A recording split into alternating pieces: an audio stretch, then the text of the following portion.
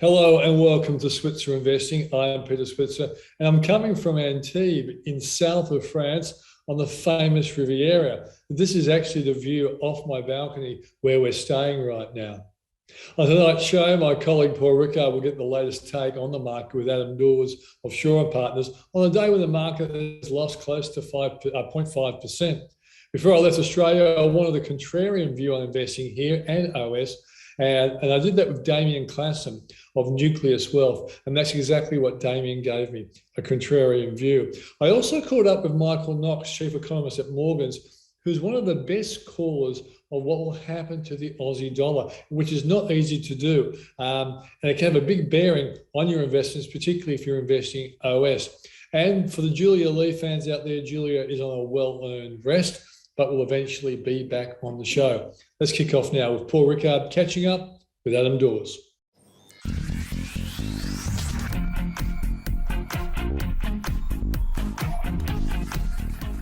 The Reserve Bank Board meets tomorrow and everyone's expecting an interest rate cut. Will it be 0.25% or 0.4%?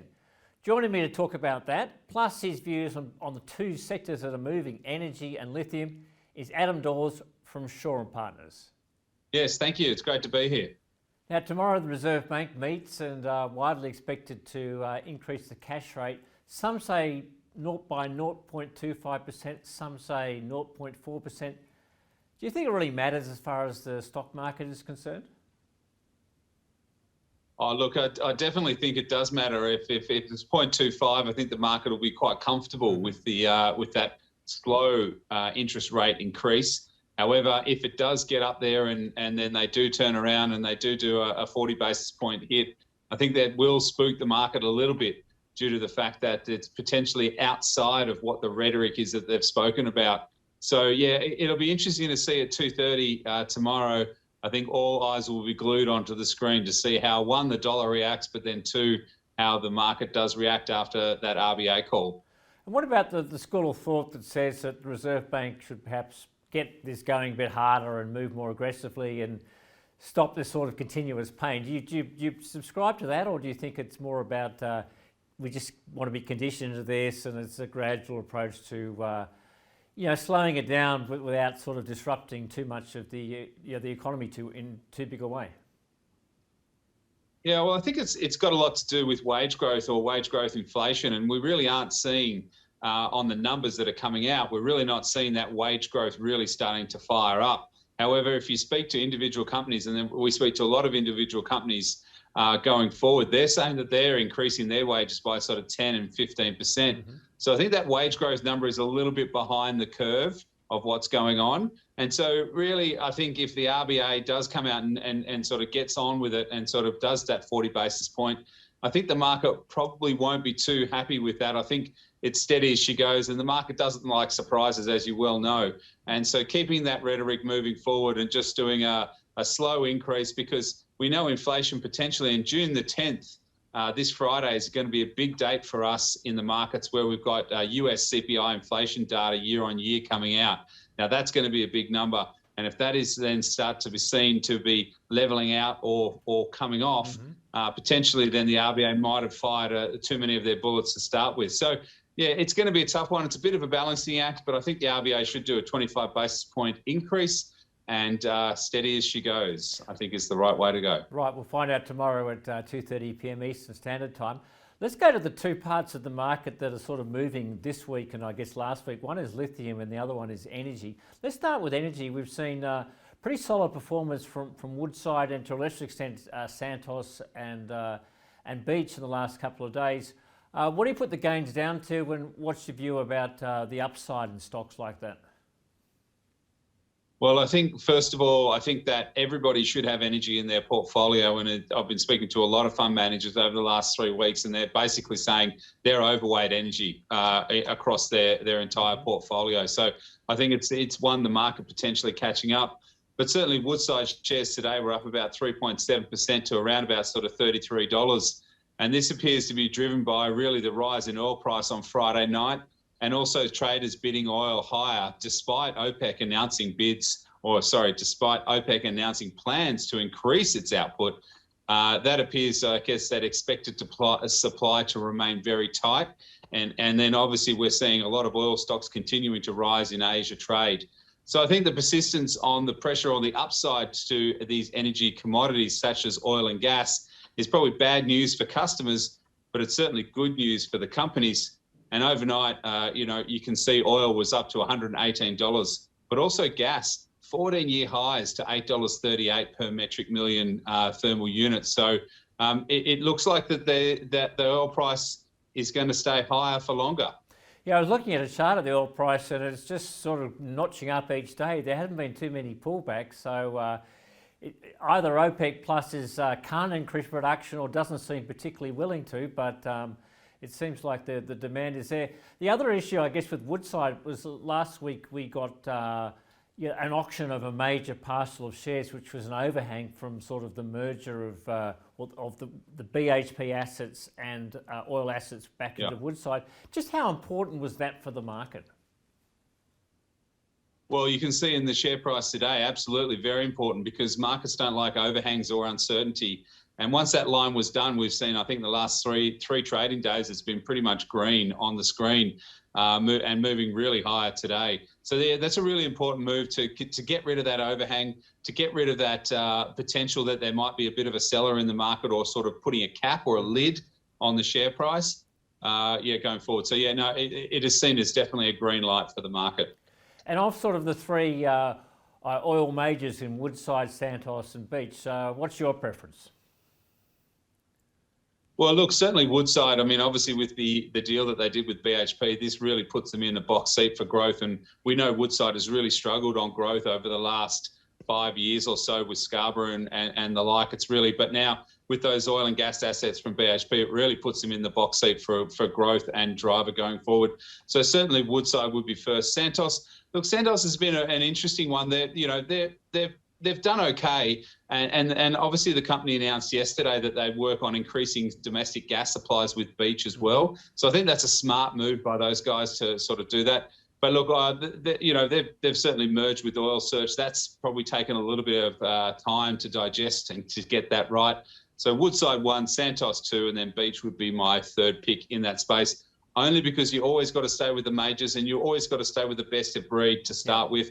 And then you can filter down as you need to with your various stock selections. And that's been one of the lessons of 2022, and I guess part of last year has been the best of breed, the best companies doing the best, and it's very much the difference between the first tier and the second tier companies, really in all markets, isn't it?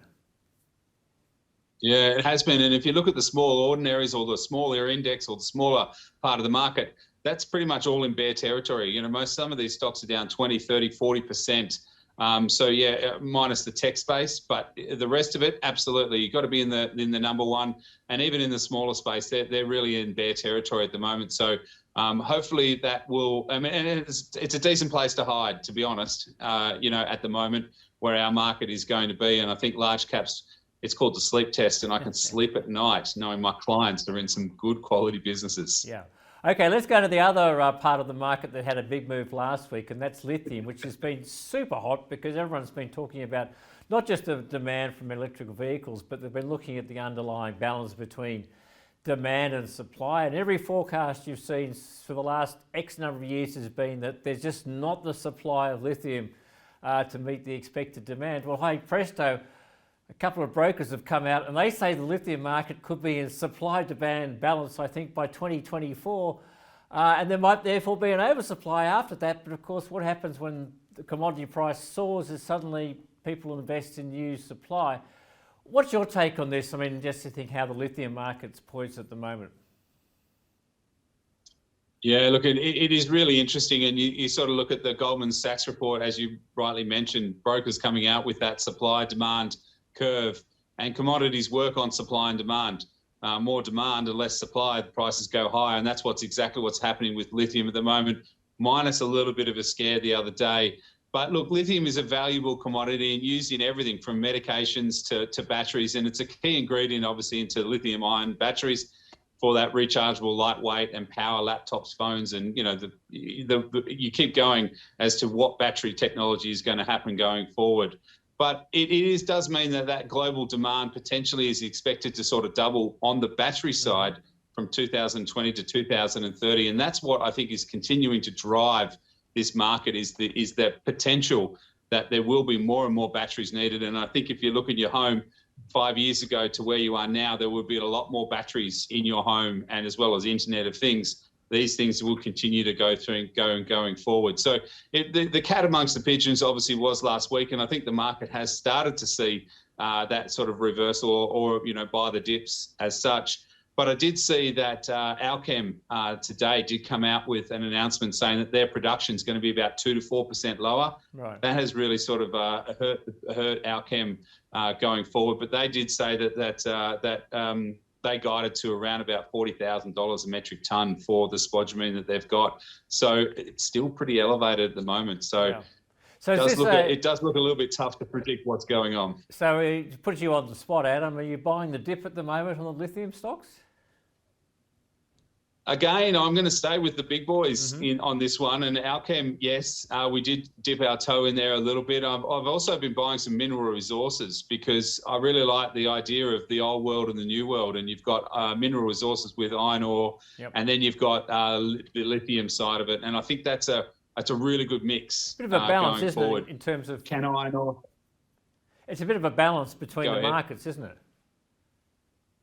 Yeah, it is, and sort of diversification. I think it really sits up well for us on that one. So yeah, I look, demand I think is still going to be there. Supply, even if it does move to being a balance of supply and excess, I think the battery technology as such is going to continue to move. So I think there is still going to be demand, potentially a little bit less, but yeah, I'm comfortable to keep adding to the lithium stocks at the moment, but stay in the quality. That's the only way to be. That was Adam Dawes from Shaw and Partners. And remember that word, quality.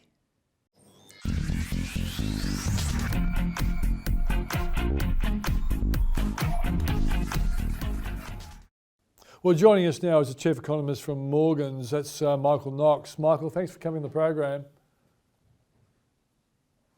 Great to see you, Peter. That's right. I'm Switzer to you as well. We're close buddies. Now listen, mate.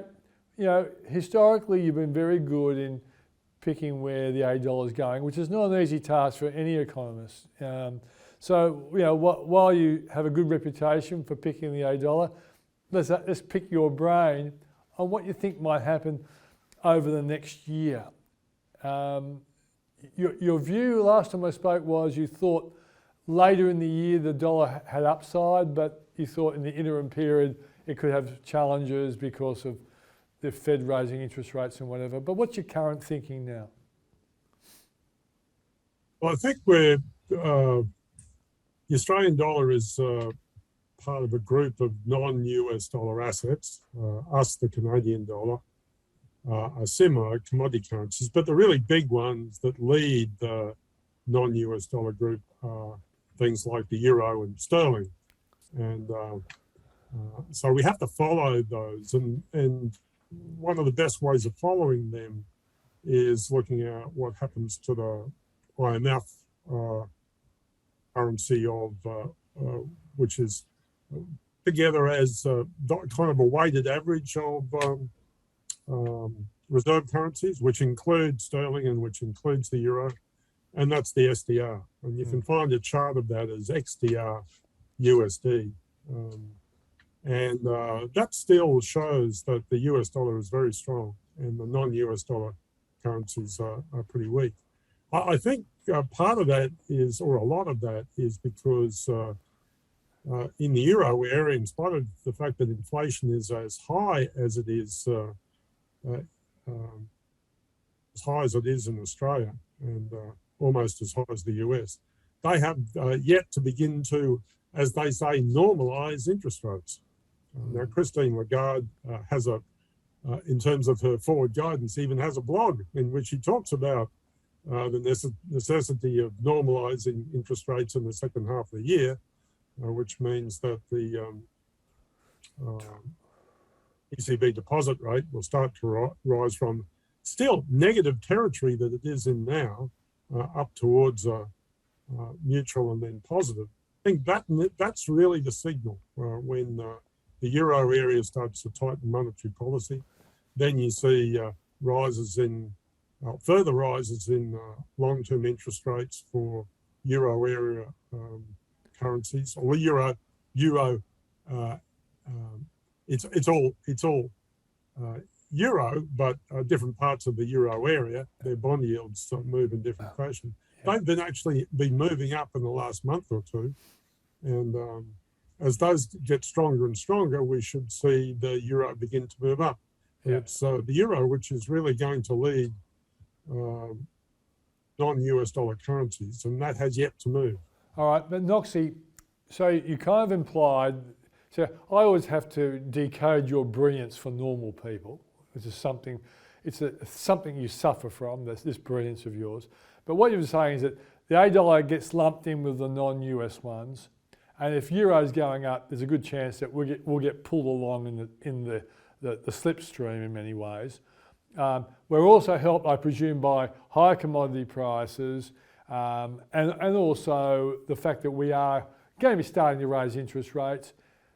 Later in the year, is it likely, given what we saw with inflation last weekend in the US, that maybe the US will pause around September, October, provided inflation continues to track down?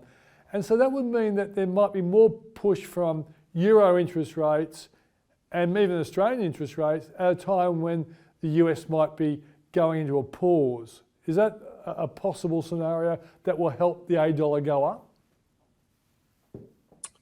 You can say no. You can just simply say no. Wrong. It's more important. It's not so important, even though in theory we believe that relative rates are what drives real exchange rates. Yeah. In the euro area, it's what German bonds do, which are overwhelmingly important rather than everything else. You know? Yep. The Germans care more about what's happening to German bond yields than they care about American yields. So it's really that big up move in German yields, which after a lag drives up the euro, because it shows that investors in Germany aren't scared and Europe aren't scared anymore. When they're scared, they buy European bonds and European yields fall to very low levels, and they've just emerged from negative territory, negative yields. They're just getting into positive yields. As those yields become greater, then there's more and more confidence about the euro area, and therefore the euro area will be, instead of sending their money to invest in US companies, they'll bring the money home and invest in German companies and Italian companies. So French companies. Okay, so, but you also taught us many interviews ago that the magnitude of the budget deficit in the US historically has pushed the US dollar down. Now, if you've got rising interest rates in Europe, and you've got rising interest rates here, they'll probably tail, and you've got this still big budget deficit in the US, do you see the $8 over the next year or two? I'll give you 2 years on this one to make you right. Is it going to be going up or going down? And one thing I want to throw in, every time I do morning reports with Ben Fordham on 2GB, and he asks me about the markets, every time there's enormous confidence in the US and the NASDAQ goes up, the $8 goes up with it. Risk on, Aussie dollar seems to like it. Is this just an unusual consequence, or there is a relationship? And answer the first question, is the dollar going up? People out there want to know that more than anything else that you might say. Unfortunately, I'm going to give you the long answer again. You always give long answers. The Aussie dollar and the Canadian dollar already going up relative to the special drawing right, that XDR, that index of currencies. Yeah.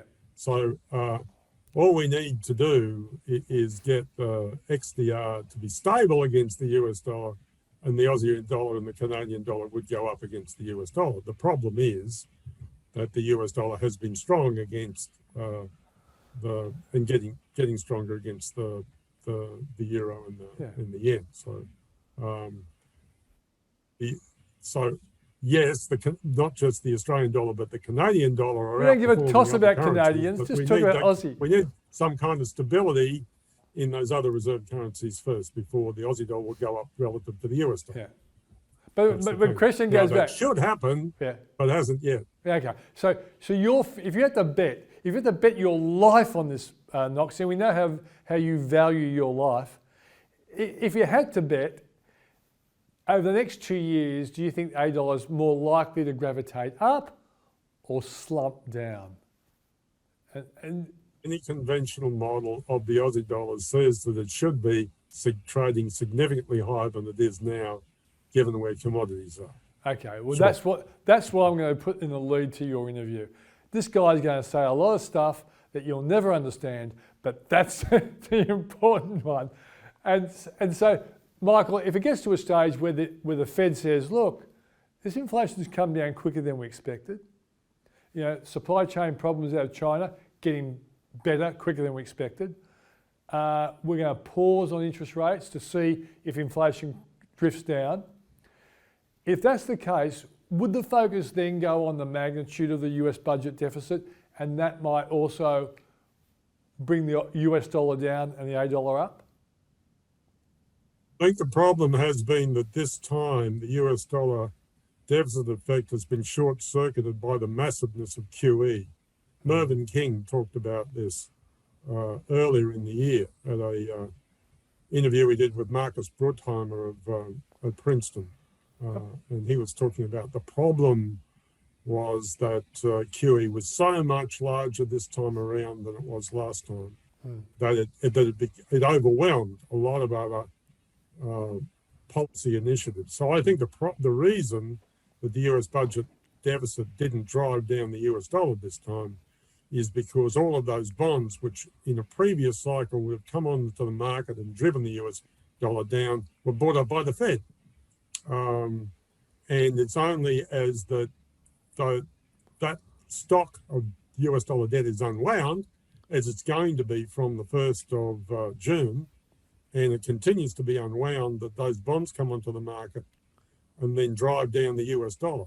And then that's when we see what we've been previously used to in previous cycles as the Aussie dollar going up with commodity prices. Okay, so I'm going to pin you down with one question, and you'll give me a yes or a no. All right, a yes or a no. You can throw other stuff at the end of it once you give me the yes or no. But if you were advised by one of the great financial planners at Morgan's to put all your money into US stocks, all your super money, there's a lot of super money that you'd have in stocks, would you hedge it or not? I think it'd be a risky thing not to hedge it. Good answer. I wanted to just say, I guess I didn't give you a yes or no, but yeah, that's exactly what I'm thinking myself when people ask me, when you're investing overseas, because I've got to say, historically, Knoxy, one of the best decisions I ever made was buying the Triple Q just after the dot-com crash. And as it roared back, so did that damn $8, and it cancelled out all my gains. So I learnt when I thought the currency's going up, hedging is not a bad idea. Until it's not. I think that's a good judgment, Peter. Michael Knox, great pleasure talking to you, mate. Thanks for your contribution.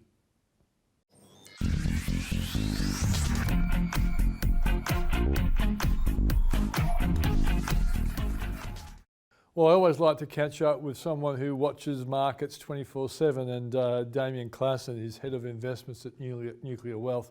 I'm sure he does it nearly 24/7. How are you, Damien? Not too bad. Yourself? Yeah.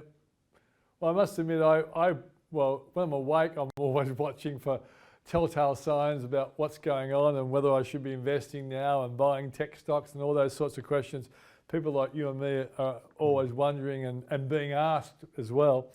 So what are your views on where you think interest rates are going to go, both in the US and here? I think the US will probably lead the world in a sense in what they do. But what's your take on interest rates?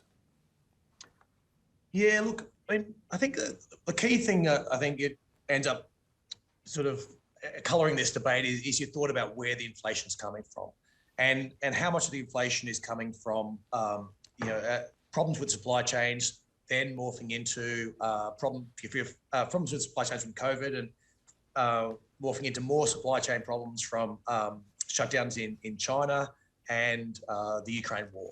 And that's, I think, where most of ours comes from. Other people have the view that, look, no, this is just a natural, governments have been spending so much money, central banks have had such easy monetary policy. This is a natural type of inflation, and it's going to seek into wages, and therefore you're going to need to keep raising rates to bring them down.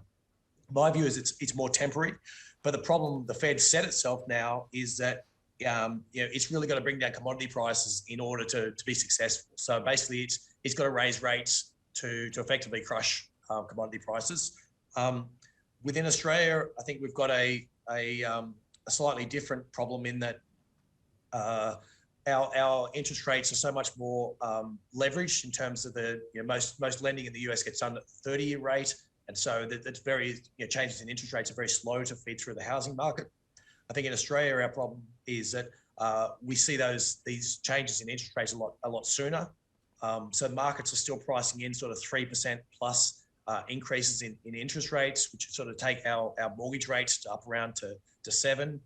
In our view, that's a massive recession for Australia if interest rates have to get that far in Australia to bring back inflation. So I think in terms of the US, we're expecting that. I don't think they'll go quite as far as what markets have priced in, but definitely within Australia, I don't think interest rates will rise as far. Or if they do, we're in for significant economic problems globally. Damien, it seems to me that the people who locally are talking about the cash rate going so high. I have to ask the question, what are these people smoking? Seriously, this is, Phil Lowe, he may well have made his 2024 call too early and too wrong, but he's not going to push us up to those levels. I prefer the CBA view, which is around 1.3, 1.5 for the cash rate by the end of the year. And if he's wrong, well, okay, he could hit us with another 0.5%, but that seems to me more logical considering the level of debt, considering how effective our monetary policy is, as you've implied. When we raise rates here, because so many people are on variable, it bites pretty quickly. Absolutely. And even the people who are on fixed who all got in at the sort of 2% and below rates, they're going to be rolling off over the next 6 to 12 months. And so they're going to start seeing that. The other thing I'd like to highlight as well in terms of the inflation side is there is an energy shock coming for Australia.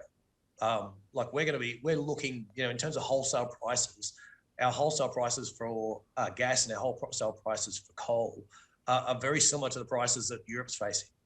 And we are really going to see an energy shock come through in terms of the level of prices that Australian consumers are going to face, which is sort of one more drain on the budget. And one more thing that interest rates aren't going to really help. I mean, you can cause a recession, obviously, to stop people spending money on driving and heating the house and things like that. But that's a very, very tough way to do it.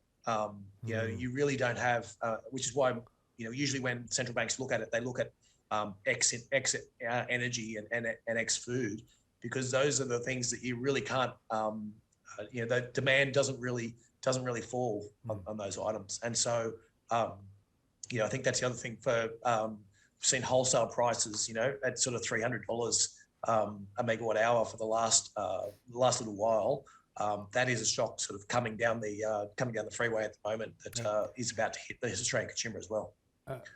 On the weekend, we saw that the PCA inflation number in the US came in better than expected. And I'm starting to see a number of little things that make me think that maybe the supply chain problems are dissipating. They're still with us, of course, and the quicker China gets out of lockdown, obviously the quicker the supply chain problems will dissipate as well. But are you seeing it that way, that because you put yourself in the temporary inflation camp, which I'm in as well. Are you heartened by some of the signs that you're seeing around the supply shock impact on inflation? Yes and no. So there's a number of things that are freeing up. I think some of it's is that China hasn't been shoving as much down one end of the pipeline, if you know what I mean, because they've had their lockdowns, and so that's given a little bit of freedom for the US sides, for example, to free up a little. But as the lockdowns start coming off, they will start shoving down, I guess. I do think what we're seeing coming out of the Ukraine is going to cause problems for a longer period of time. And I do think there's going to be this huge push for renewable energy now. And that's going to keep energy prices high. And we're going to see supply chain problems. We're going to see a lot of onshoring, a lot of companies trying to bring things onshore. So I think there's going to be, it's going to be very uneven. I'm sort of heartened by the smaller signs I'm seeing, but I guess what I'm expecting is that disruption to that supply chains is going to be on a sector by sector basis about going, okay, maybe it's the lumber sector, for example, looks to have mostly cleared now, and then you get onto the next sector of used cars, and there's still problems there, and that'll take somewhat longer to clear, and then but there's positive signs, but I guess if it wasn't for the Ukraine war, my thought would have been that a lot of them would have been clearing by now. Yeah. But I think the Ukraine war's probably added another 12 months at least, probably longer. Yeah. And it really depends upon how much pain Europe's willing to take. And it looks like at the moment they're willing to take a fair bit of pain for the sanctions. Yeah, yeah. Ending that Ukraine war would be an enormous fill-up for confidence, wouldn't it? How are you investing now then, given the background that you've laid out? How are you investing? Yeah, so we've been very conservative for the last 3 or 4 months at least since the start of this year, where we've been sort of winding back our equities holdings, mainly trying to get into defensive stocks and sort of just holding on, waiting for the markets to pull back a bit. In terms of valuation-wise, markets have come back to sort of more like fair value. I think a lot of that the froth has disappeared from it. So valuations look a lot better at the moment. The problem is now, will earnings take a hit as the Fed keeps raising interest rates? So we're still sort of starting to look, as a lot of the growth stocks and a lot of the higher quality ones are being sort of smashed down. We're starting to look and seeing which ones we can pick up at cheap prices. Stocks like like Facebook or Meta that you might have been paying 30 times earnings for a few years ago is you can now pick up for sort of 12 times earnings. And so there will be stocks like that, but for the large part, we're still relatively cautious, and we're quite underweight equity still, and we're just sort of gradually adding to positions as markets are coming down, with a viewing that, look, there will be a good buying opportunity coming up. Maybe it's now already. Maybe markets have come back enough. But my expectation is there's yet to be a bit of earnings weakness, and that'll see another sort of leg down in markets before we start seeing any sort of genuine recovery. So locally, what do you think are some of the best defensive stocks out there that have longevity in a sense? Because if you play defence and you find that it works for 3 months or so, but you're holding it for longer. It seems to me that, when the banks were a lower price, they were a great defensive play, but now they're a higher price, but they still will pay a reasonable income. Yeah, banks aren't one of the main ones we're looking at. I guess the concern for us is that if market pricing is right, we spoke about earlier, interest rates going to 7% or something, that's going to be terrible for banks in terms of the amount of bad debts. We think that would rise. So in terms of just a caution on that front. So we're sort of more into your consumer staples, whether your Woolworths and your Coles type stocks. Some of it's in terms of trying to find the right property exposures. There are some that sort of are a little bit attractive, and I guess especially with the view that if we think interest rates aren't going to fall as far. And then there are elements in the energy sector, but in the energy sector, I would caution to say, I think what's given the price rises we're seeing, and I spoke about Europe looking to take some significant pain in terms of the putting sanctions in Russia, is that there's this sort of short window. We're calling it a global Putin's carbon tax, he's sort of put on all these different commodity prices, which is great for short-term profits, but you need to be quite careful in terms of saying, the transition to renewables is accelerating now. Europe is going to throw bucket loads of government money at accelerating that speed. So what might have been going to be, you talked about in say 10 to 15 years, is probably more like 5 to 10 years now. We think there's been about a 5-year sort of bring forward of a lot of these projects. And so energy, there's a short-term benefit for you, but you just need to be careful. You're not still dancing when the music stops in that sector. Yeah.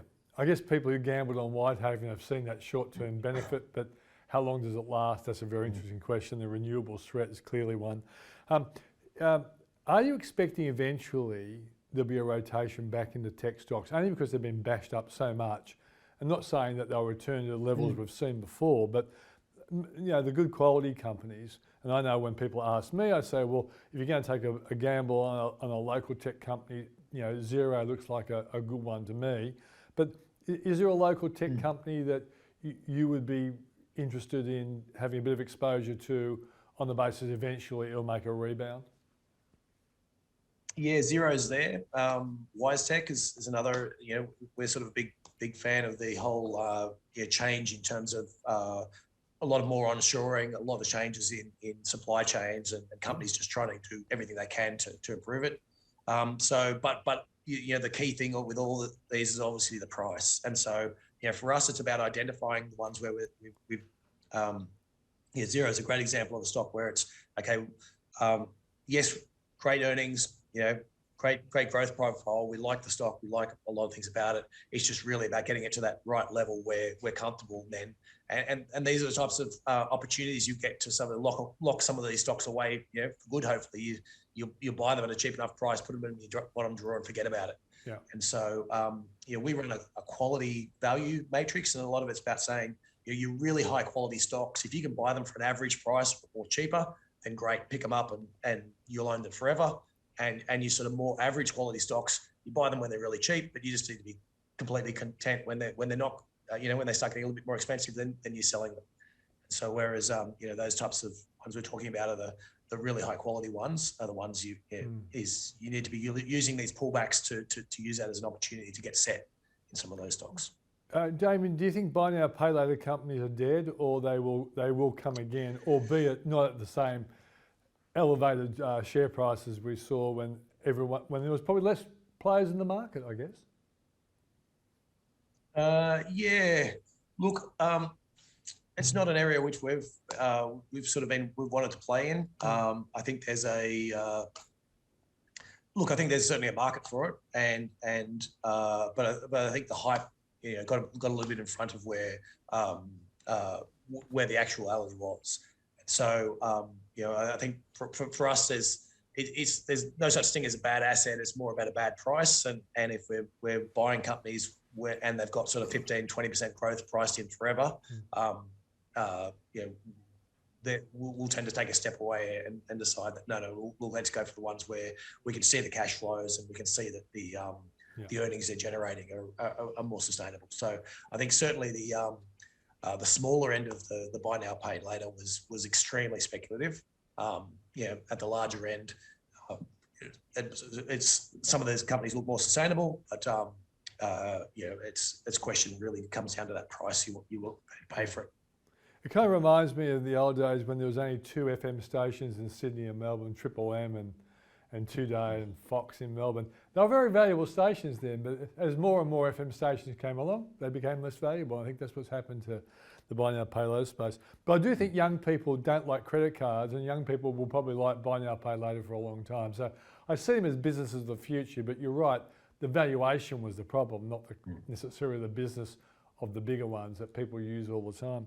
Let's go to the final question I've got for you. What stocks do you like right now? You've touched on ones where I've led you down the path, but which ones, if someone wants to link Damien Klassen to a number of stocks that you really like right now, what stocks would they be? What are we getting in for? Look, I think let me start with my international portfolio, because I think that's sort of, it's a much larger portfolio, and there's a lot more scope in that for investments. So, we're certainly, there's some, in terms of the defensives, things like Royal Ahold is it's a European stock which has actually got most of its supermarkets in the US. It's a very cheap stock. They've been growing quite well within the US and sort of really suits our defensive mentality there. I spoke a little bit about Meta as a stock we've been picking up. So Facebook, we're sort of looking upon that as, yes, there's going to be some weakness, but there's an inexorable shift from people watching TV to people doing more and more things online. And for advertisers, that just means more and more advertising dollars every year getting shifted online. And it's very difficult to, if you've got big advertising budgets, to spend money anywhere except sort of Google and Facebook and places like YouTube. And so, so we've sort of been building up that position. We do have some positions in sort of the Google, Microsoft, Apple area as well. We haven't sort of been chasing that lower yet, but the time will come over the next sort of month or so. I think we'll certainly start picking up on terms of those positions. Some of the other defensive ones we have within that, within property sectors, we've sort of gone for more esoteric versions. So American Tower Corp is leases out a lot of the 5G, so they to telcos, and because telcos need so many 5G towers that they're not building as many of their own, they're outsourcing it more. And so that's another sort of stable company that we like, and it's got some sort of fundamental push behind it. And then not that long ago, we picked up a few, when the sort of oil shock sort of hit a couple of months ago, we picked up some tyre manufacturers just at cheap rates. It's one of those little known features that electric vehicles actually use a lot more tyres than normal cars. You get more slippage because the way they accelerate, you get more slippage on the tyre, and they're also heavier. And so it's one of those areas where we got to pick up those that sort of feel like it was 7 and 8 times earnings, and there's not, again, they're not hugely high quality stocks, but there's that a little bit of rising tide as more EVs come on, but also just that opportunity of buying them at a cheap rate. One last one, given the fact that you obviously do scan the world for companies, and given the fact that you can't ignore the fact that there's a guy called Mike Cannon-Brookes in Australia nowadays, have you looked at Atlassian? Atlassian's been in a sense, it's like an infrastructure company in the sense that it does a lot of the back office for lots of big corporations, and its share price has been smashed. Have you thought about Atlassian? Yeah, look, it's one we use a number of Atlassian products internally. It's one that's always been a bit expensive. It's not quite at the levels where we're ready to be getting in yet. It still has got a fair bit of that sort of growth premium in it, but one that's on our watch list. At the right price, we'd certainly be happy to be owners in terms of the products they have. In the past, that has certainly been a very much a price for that extra growth though, and that's tends not to be the place we play. We tend to sort of go for more the safe bets and less volatile stocks. Is our bread and butter. Well, one related last question is, given the fact that you think renewables have a future and they could undermine the potential of conventional energy companies, a Cannon-Brookes determined AGL, does that have a potential then? Yeah, look, I mean, we're huge fans on terms of the whole switch to renewable energy. So tough thing's always trying to make the numbers work for the companies that are actually doing the transitions. Because if I build a wind farm today or a solar farm today, and you build one tomorrow, you're probably cheaper than me. Because you've built it a little bit later. Your technologies, you managed to buy your panels cheaper and things like that. And so, and there is this inexorable sort of push down in terms of these prices.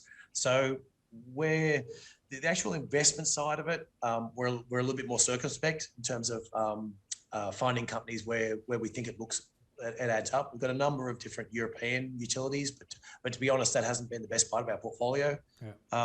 So I think the economics are all pointed in towards the way Michael's talking about in terms of, you will see these shut down, and especially at $400 oil, $400 coal prices and $20, $30 gas prices.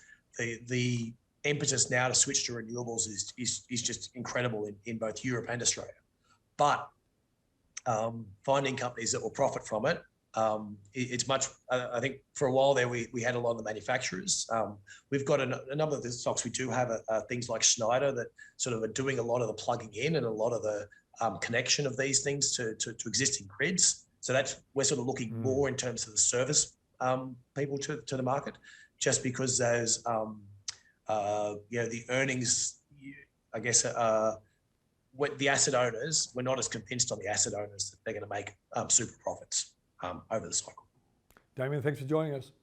That's the show, and we'll be back on Thursday, where I will make the case for sticking with stocks ahead of a surge later in the year, rolling into 2023. But there could be some unnerving moments before that actually happens. And remember, if you want insights, more insights from professional investors and analysts, think about subscribing to the Switzer Report for the price of merely 2 coffees a week. Go to switzerreport.com.au. I'm Peter Switzer. See you on Thursday.